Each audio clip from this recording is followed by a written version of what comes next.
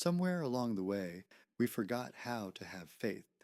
Not just religious faith or faith in gods, but the deep, instinctual trust that living beings place in the world around them. Animals and plants don't need belief systems. They move toward what nourishes them. They follow the scent of blooming flowers, the warmth of the sun, the soft pull of gravity downhill. They have faith that the qualia, those rich textures of perception, will lead them to the matter they need to survive. And it works. Ecosystems don't lie. But the human landscape? Not so much.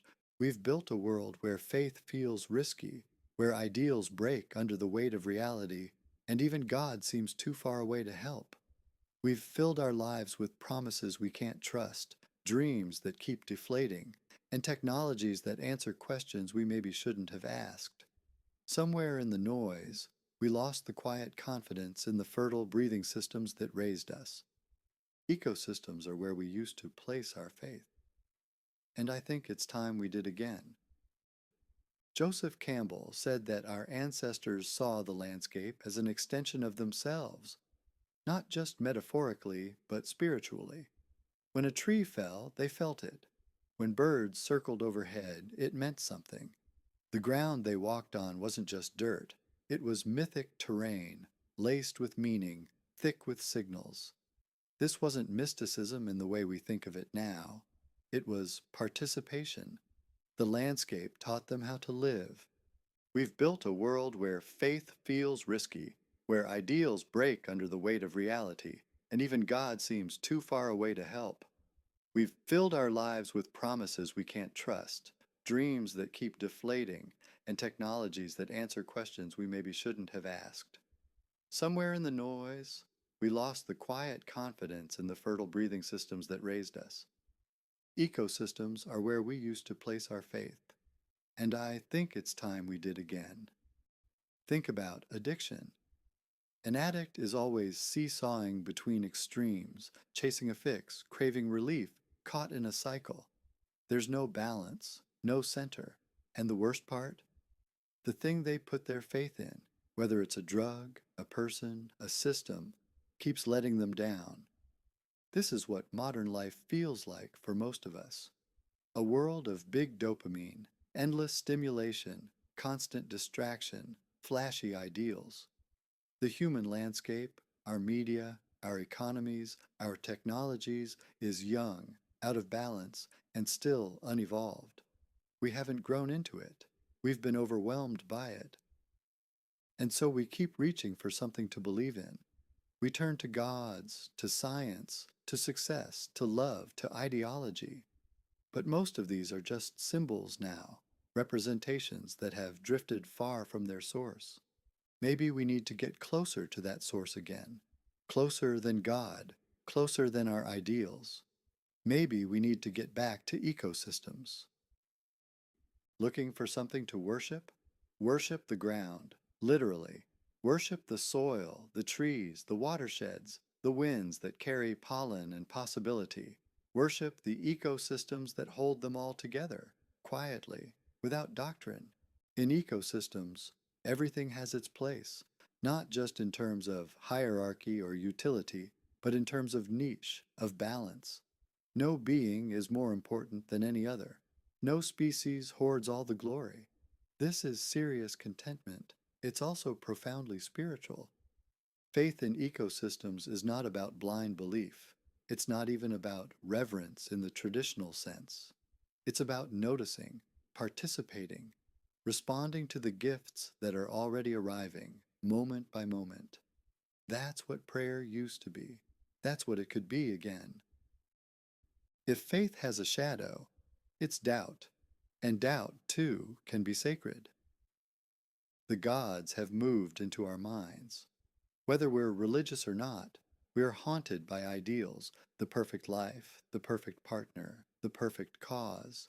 And as each ideal pops like a balloon, we're left staring at the scraps, wondering what happened. But doubt is also a spiritual practice. It clears space, it empties the vessel. And just as ecosystems flow into empty spaces, so does new insight. We don't need to pick a side. faith or doubt, science or spirit. We just need to pay attention to what shows up when we let go, because that's when the real gifts arrive. That's when qualia appears, not distorted by ideology or expectation, but revealed in a conscious ritual with stillness. My cat, Beaujolais, tilts his head when something catches his attention. He investigates, then decides whether or not it's worth playing with. That's ritual. That's curiosity. That's a kind of asking. But humans, we take it further. We don't just ask for things. We pray, we imagine, we create. Prayer isn't begging some sky god for favors. It's a conscious ritual with qualia. We take in perception, we interpret it, we play with it, and then, if we're lucky, it works for us. It gives life meaning, and we pass it on, transformed. That's what it means to let ecosystems flow through us. That's how qualia becomes art, wisdom, compassion.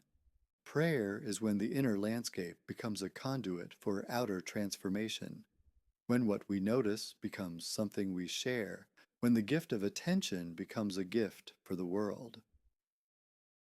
In nature, death is not an enemy. The butterfly's final stage is its most beautiful. The decaying leaf, trembling in the still air, speaks truths that no living flower can.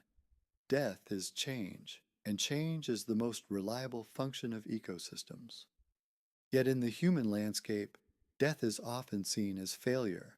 We fear it, avoid it, try to outwit it. We worship youth and marginalize our elders. But the truth is, transitions are both beautiful and sublime, and there is wisdom in death as well as life. The qualia of death, the slowing, the falling, the letting go, is not something to run from. It's something to feel, to ritual with, to pray into. When we die, our matter lets go of the qualia around which it once danced. Like a snowflake melting, we release the shapes we held.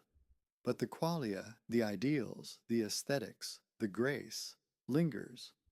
Like music, it keeps playing long after the song ends. That's not superstition. That's what attention feels like, and it may extend our awareness peacefully into the transition. We've long believed that ideals are the goal, a perfect society, a flawless religion, a just economy. But ideals are not endpoints. They're aesthetic compass points. They are the beauty we lean toward, even if we never quite reach it. And in that leaning, in that trying, in that movement, we find our real power.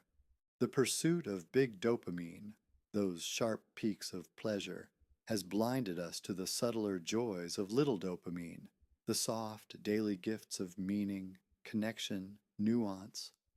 Little dopamine isn't loud, but it's reliable. It's what keeps us from collapsing into despair. It's what lets us find mushrooms on the forest floor and pause long enough to marvel. This is what ecosystems offer us, a return to the qualiadelic aesthetic, a way to interpret life that enjoys bliss in beauty, in growth, balance, and belonging, yet appreciates wisdom, too, in decay, in the sublime, a morality rooted not in chasing commandments, but in wonder and reflection. A stream does what a stream does. It flows. It moves from source to sea, shaping the land gently, persistently. When humans interfere, dam it, divert it, contaminate it, the stream is not changed at its core. It is still stream. Likewise, our essential nature is qualiadelic. We are designed to notice, to reflect, to play with perception and let it transform us. Civilization may have dammed the flow, but it hasn't killed it. We can still return to our source.